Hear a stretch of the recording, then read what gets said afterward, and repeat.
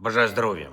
Сьогодні багато міжнародної роботи. Вже був на доповіді Рустем Умєров після зустрічі цього тижня з представниками президента Трампа. Обговорили основні підсумки зустрічі в Женеві, в основному щодо економічних питань та відбудови.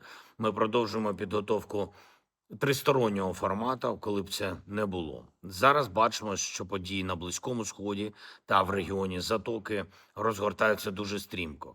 На жаль, Україна знає, про що йдеться надто добре, хоча українці ніколи не загрожували Ірану.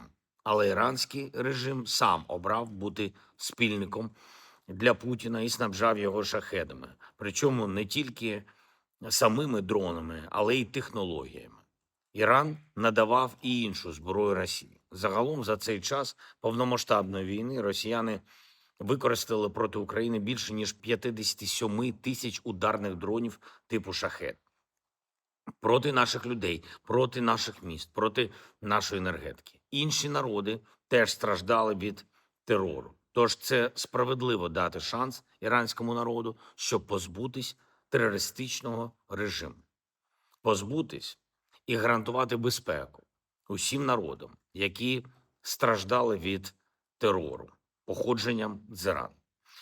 Наша позиція, вона добре відома, і Україна говорила про це неодноразово, в тому числі напередодні. Важливо зберегти якнайбільше життів. Важливо не допускати розширення війни. Важливо, що Сполучені Штати налаштовані рішуче і завжди, коли є рішучість Америки, глобальні злочинці слабшають. Відповідне розуміння повинно прийти і до росіян також. Люди не можуть знати дня і години, але все ж таки на кожне зло, на терор і агресію проти сусідів бувають справедливі відповіді.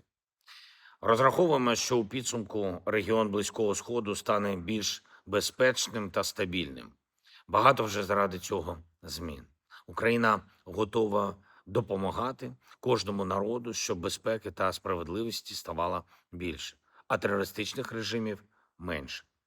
В залежності від безпекових обставин та реальних дипломатичних можливостей будуть визначені час та місце наступної зустрічі нашої команди та команди Сполучених Штатів Америки. Зустрічі із росіянами. Росії треба закінчувати агресію проти нас, проти України, проти всієї Європи. І безпеку має бути гарантована. Я визначив для переговорної команди та загалом нашої дипломатичної команди України оновлені директиви. Мир потрібен справжній мир та справжні можливості людей жити вільно, жити в безпеці. Сьогодні була ще й важлива зустріч тут, в Києві, з представниками Нідерландів, держави, яка є одним з лідерів підтримки для України, для нашого захисту. Я хочу подякувати, що члени нового уряду Нідерландів, це віце-прем'єр-міністр та міністр закордонних справ цієї країни, вони прибули фактично одразу з візитом до нас в Україну. І це багато говорить. Я вдячний за це. Я поінформував і про безпекову ситуацію, і про те, що очікується нашими розвідками від Росії найближчим часом. Звісно, ми обговорили перспективи перемовин.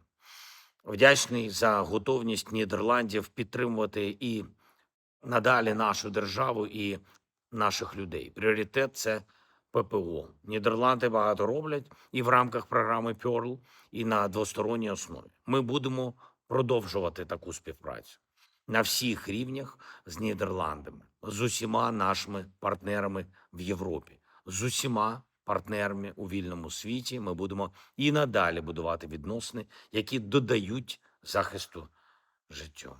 Я дякую всім, хто нам допомагає. Слава Україні!